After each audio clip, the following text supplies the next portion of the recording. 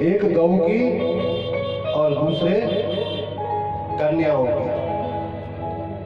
ऐसी विलक्षण दशा इस संसार की है कि घर से बाहर निकलने में कन्याओं को सोचना पड़ता है कि हम घर से बाहर कैसे जाएं। कैसी कुरीतियां चल रही हैं इस संसार में, और धन्य है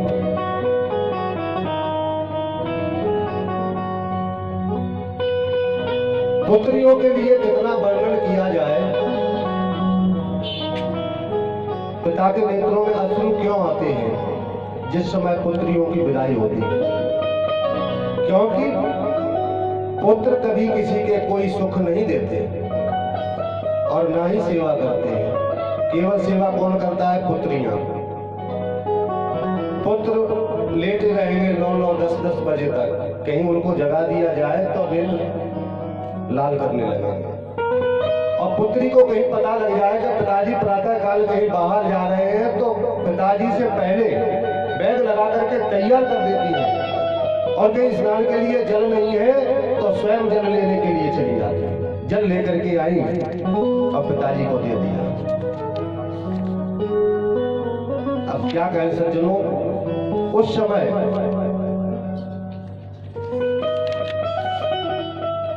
जब विवाह होता है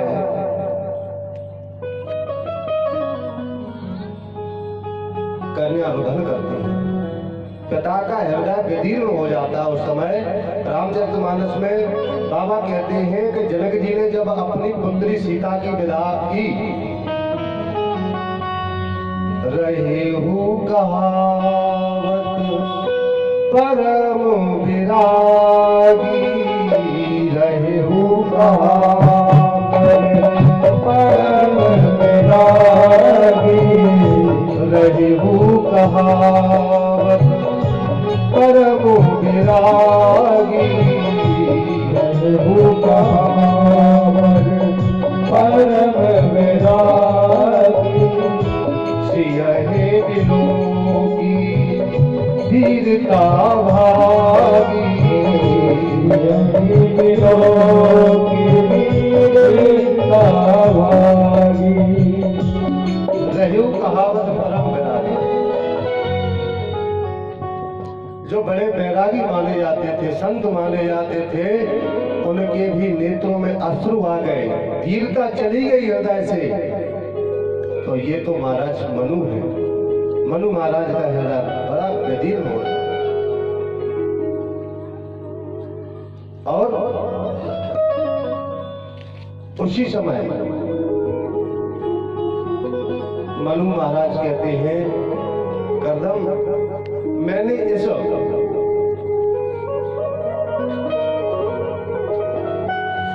कन्या को बड़े लाड प्यार से पाला है। राजघर में इसने निवास किया है। अपने पिता ब्रह्मा जी के कहने से तुम्हारे साथ इसका विवाह कर रहा हूं और मैं इसे तुम्हारे सहारे छोड़ रहा हूं। बेटा इसका ध्यान रखना। और उस कन्या के बारे में क्या वर्णन करूं जो अभी तक 16 वर्ष अपने पिता के घर में खेली पड़ी बड़ी हुई और एक ही क्षण में पराई हो गई।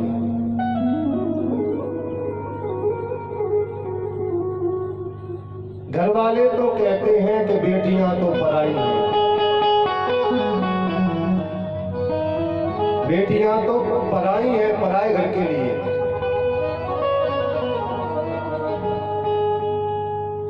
और ससुराल वाले कहते हैं ये तो पर घर से आई। घर वाले कहते हैं कि बेटियां पराई हैं और ससुराल वाले कहते हैं ये तो पर घर से आई है। तो हे भगवान, इन बेटियों के लिए कहीं घर बनाया है कि नहीं? जैसे ही मनु महाराज आज यहां से चलना चाहते हैं, उसी समय देवहूति ने गले में हाथ डाल करके पिताजी से नेत्रों से अश्रु बहाते हुए कहती हैं, पिताजी मुझसे कोई गलती हुई हो उसको क्षमा कर देना। मैंने अपने जीवन काल में आपकी सेवा नहीं कर पाई। तो पिताजी मैं तो आपके आंगन की मैं आपके आंगन में खेली पली बड़ी हुई, मुझको क्षमा करना, और नेत्रों में जल पूर करके देवभूति निवेदन करती हैं आज अपने पिता से। हाँ, मैं उड़िया तेरे आंगन की,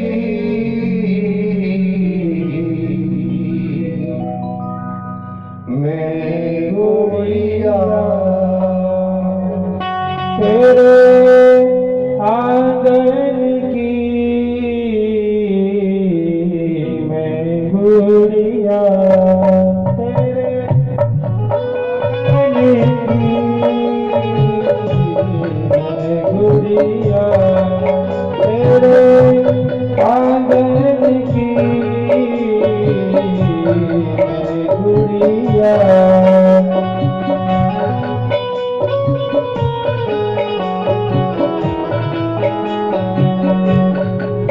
जय हो मैं गुड़िया तेरे आंगन की, गाऊंगी डोली साजन की, मैं गुड़िया तेरे आंगन की, गाऊंगी डोली साजन की। जय हो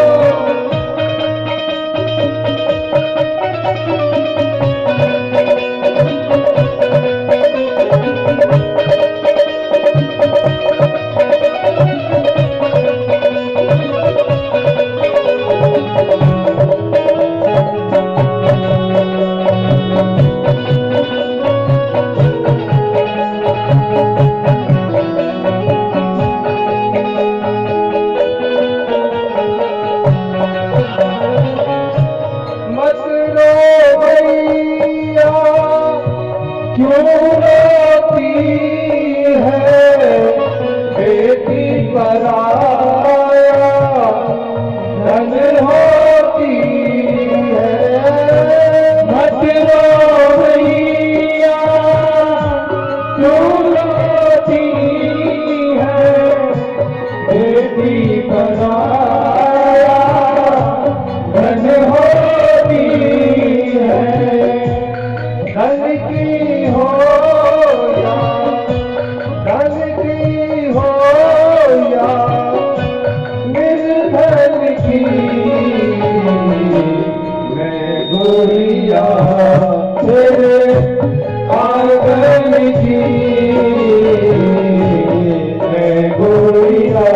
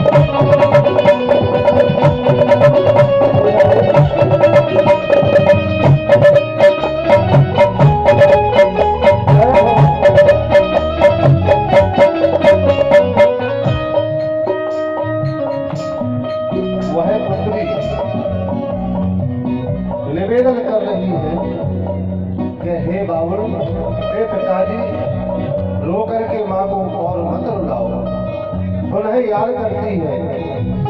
अपने भैया के लिए वह कन्या संबोधन कर रही है। क्या कहती है भाई से?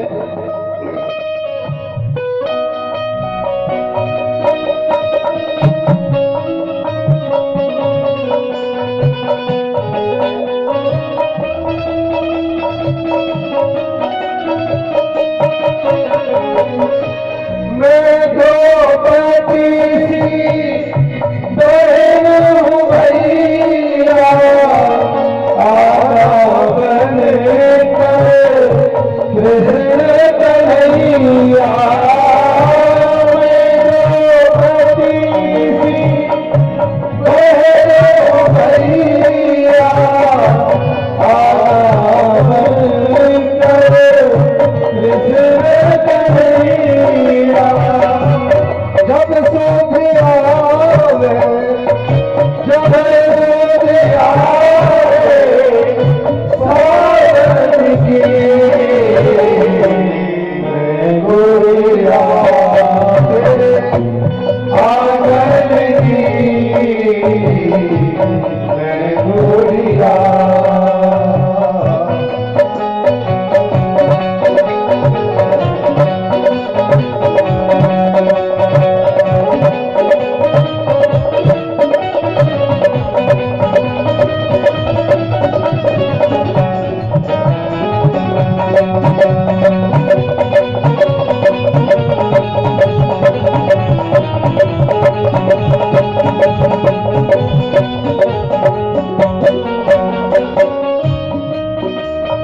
और माँ ने निवेदन किया। माँ कहती है कि बेटा अब भूल जाओ मायके पक्ष को, ससुराल पक्ष की याद करिए। क्या कहती है माँ? चौबी हो आंसू बहाकर, रंगी सुंदर पति को पाए।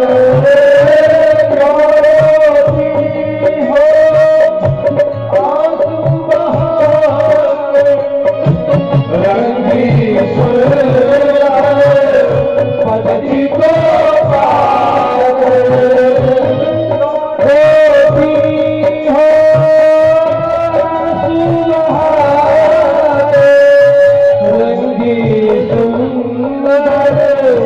पति को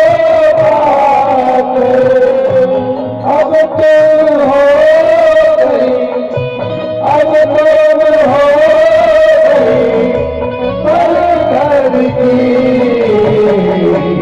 मैं गोरिया तेरे आंगन की, मैं गोरिया तेरे आंगन की, मैं गोरिया आंगन की, मैं गोरिया, मैं गोरिया,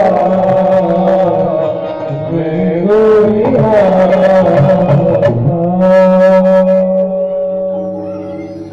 मैं गोरिया तेरे आंगन की, मैं गोरिया।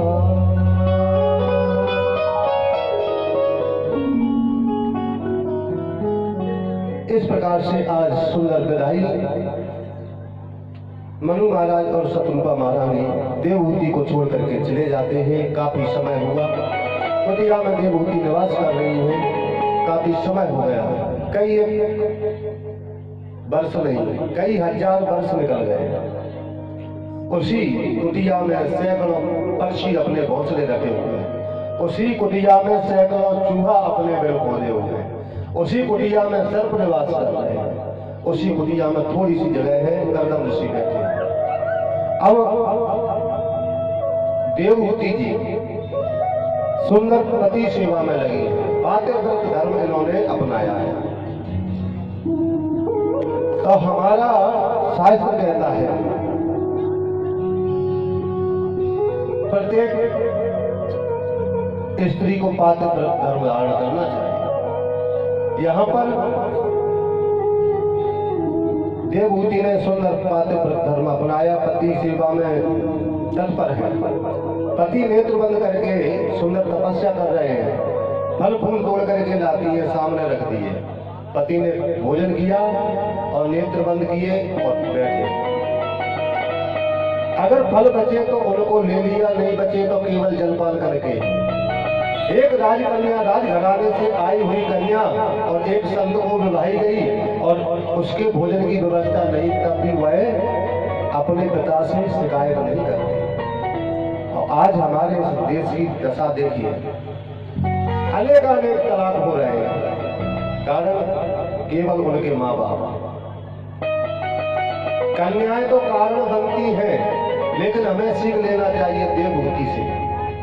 एक राजा की पुत्री जाकर के एक ऋषि को विवाही गई और भोजन की व्यवस्था नहीं, तब भी उसने कभी पिता से शिकायत नहीं की कि आपने हमको ऐसे घर में विवाह दिया।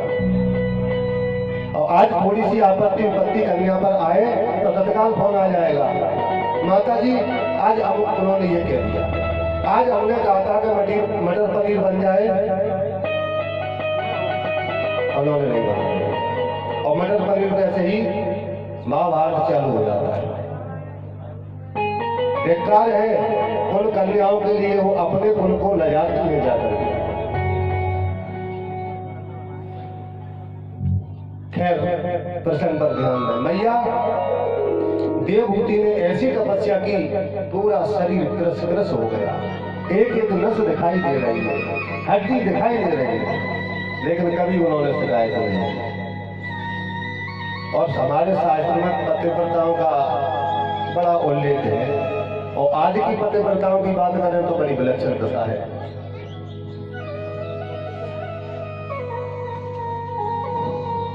मन तो नहीं हो रहा है, लेकिन बता देता हूँ, आनंद पंडित जी भी कह रहे हैं, क्योंकि अब जितने श्रोता हैं आनंद लीजिए। क्या है, भगवान की कथा तो भगवान की कथा है। अब यहाँ किसी नगर की बात होगी, यहाँ की हम नहीं कहेंगे। हो सकता है कि हमारे क्षेत्र की हो, भिंड साइड की। वहाँ की एक सुंदर माता थी पतिव्रता, और कैसी पतिव्रता थी, उनकी क्रिया क्या थी? ऐसी पतिव्रता थी कि सास ने कहीं कुछ कह दिया तो एक लात लगाई। एक कवि का भाव है, सुंदर कवि ने बात कही है, और क्या कहता है वह कवि? हास्य कवि है कोई, नाम तो नहीं पता।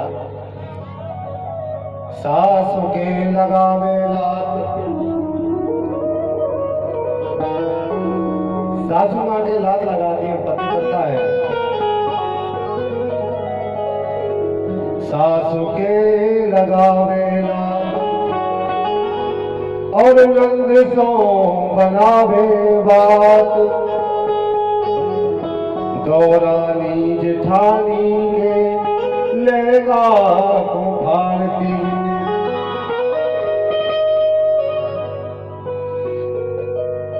सास के लात लगाई और दौरानी जेठानी ने कुछ कहा तो लहंगा फाड़ दिया।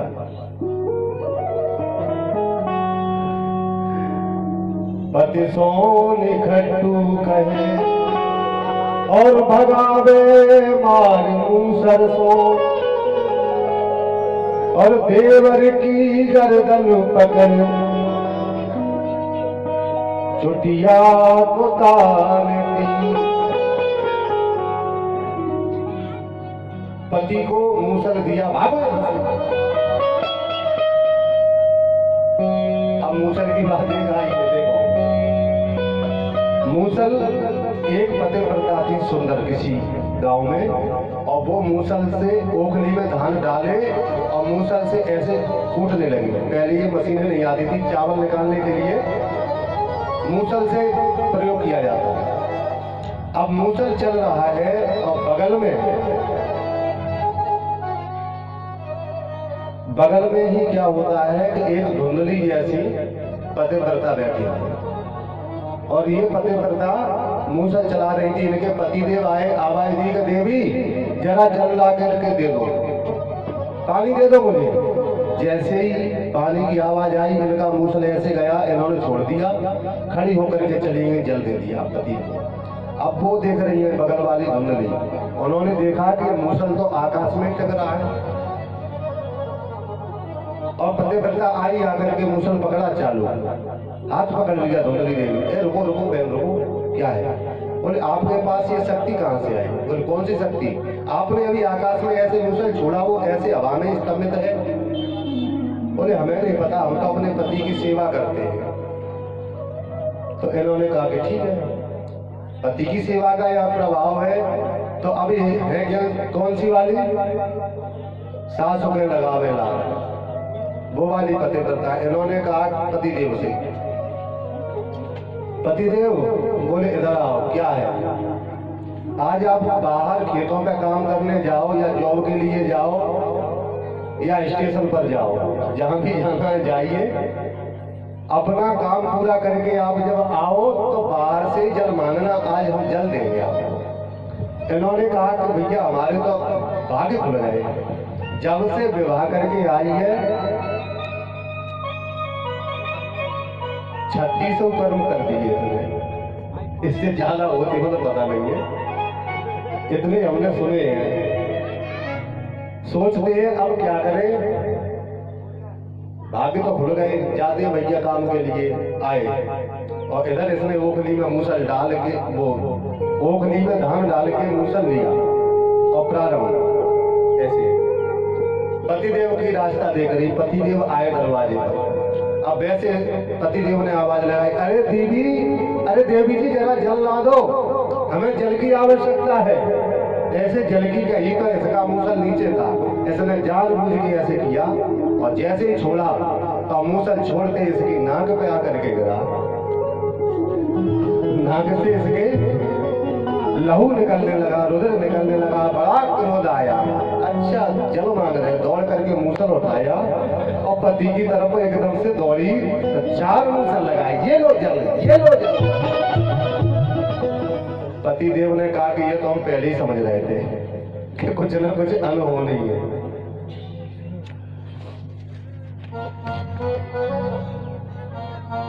ऐसी ऐसी पतिव्रताएं हैं। हो रही थे और भो रही थे, लड़के भिड़े नर जो नहीं मानते मानस खाली, और जेठ की मूछ उखाड़ लई, तो दूर ही से फिर जात जेठानी।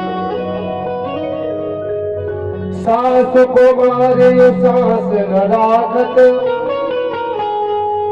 और देवर की चुटिया गहतानी, और पानी के मांगत पाथर मारे, नारी नहीं घर नाहर में आनी।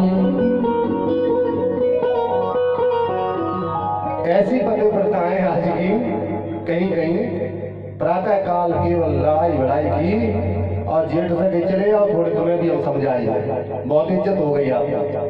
उन्होंने कहा चलो कथा को आगे ले चलते हैं। हमारी देवभूति महारानी ऐसी पतिव्रता नहीं, इन्होंने सुंदर पातिव्रत को धारण किया है। एक दिन करदम जी के नेत्र खुले, देखा, अरे देवी आप कौन? बोले हम तो आपकी धर्मपत्नी। बोले हमारा विवाह कब हो गया? बोले कई 1000 वर्ष बीत गए। अच्छा, मैं मनु की पुत्री मनु नंदिनी देवहूति, मेरा विवाह आपके साथ तो हुआ है? याद आया।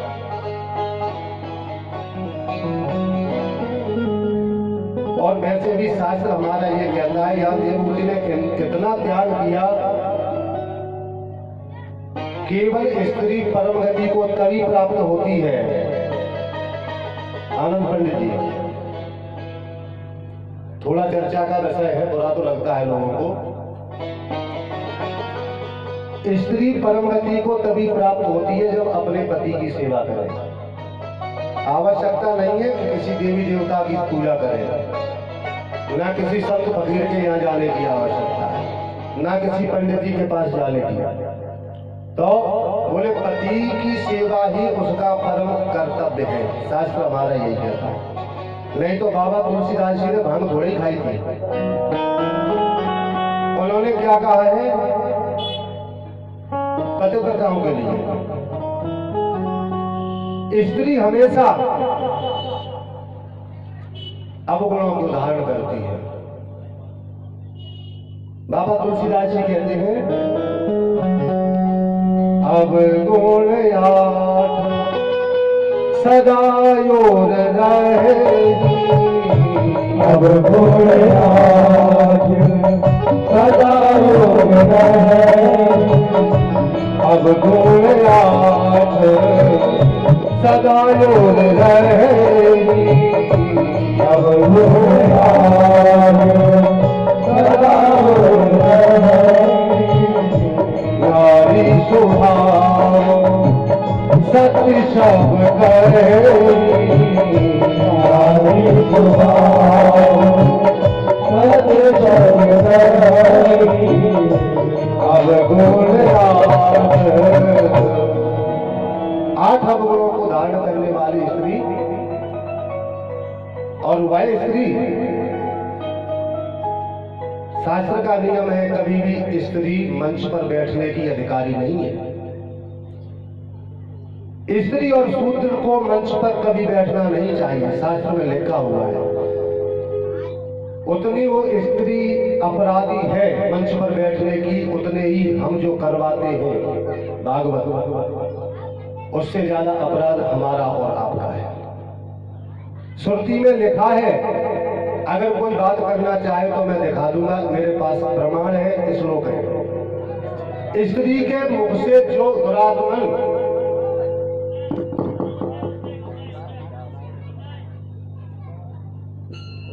कथा श्रवण करते हैं, उपदेश श्रवण करते हैं, उनको सिवाय नरक के दूसरी जगह कहीं मिलती नहीं।